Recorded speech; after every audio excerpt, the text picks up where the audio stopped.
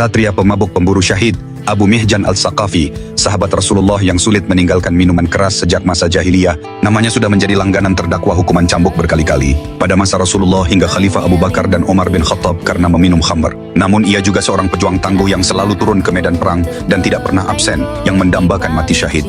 Pada masa Khalifah Umar bin Khattab terjadi peperangan melawan bangsa Persia di Qadisiyah. Umar menunjuk Sa'ad bin Abi Waqqash sebagai panglima dengan pasukan 4.000 orang menghadapi 130.000 pasukan Persia dipimpin Rustum. Berita ini terdengar oleh Abu Mihjan, namun karena dia seorang pemabuk, Khalifah Umar menyuruh agar dia diasingkan sebagai hukuman tambahan. Namun, Abu Mihjan tak tinggal diam. Ia kabur dari pengasingan dan menyusul pasukan muslim ke medan perang. Setibanya di Qadisiyah, ia meminta izin Sa'ad bin Abi Waqqash untuk berperang dan diperbolehkan. Sa'ad bin Abi Waqqash tidak dapat terjun langsung ke medan pertempuran karena menderita bisul di sekujur tubuhnya dan hanya bisa mengomandoi dan memberi arahan pasukan dari sebuah tenda di dataran agak tinggi. Peperangan akhirnya pecah. 4.000 pasukan muslim melawan 130.000 pasukan Persia. Tentu bukan hal mudah membuat pasukan muslim kewalahan, terutama karena pasukan Persia memakai strategi menggunakan gajah untuk menakuti kuda perang yang ditunggangi kaum muslimin sehingga tidak berani maju. Setelah pertarungan sengit, akhirnya kedua belah pihak menarik mundur pasukan untuk beristirahat. Saat pasukan mundur, godaan khamr atau minuman keras menghampiri Abu Mihjan.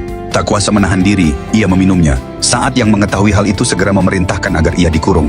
Abu Mihjan pun menyesali perbuatannya dan melantunkan syair penuh harapan akan jihad dan pengampunan. Sedih menyelimuti hatiku karena aku terbelenggu di balik jeruji besi.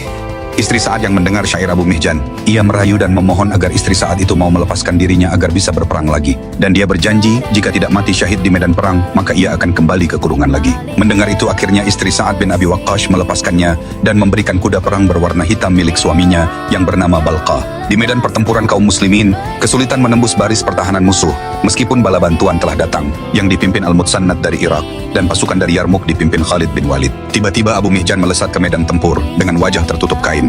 Ia menerjang barisan musuh dengan keberanian luar biasa, mengobrak-abrik pertahanan Persia.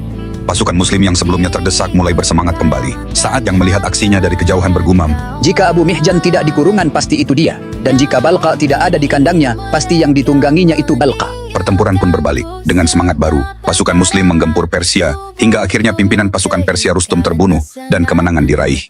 Seusai perang, Abu Mihjan kembali ke kurungannya, menepati janjinya, dan ia bertobat dari kebiasaan mabuknya. Hanya ampunan Allah yang ku harapkan.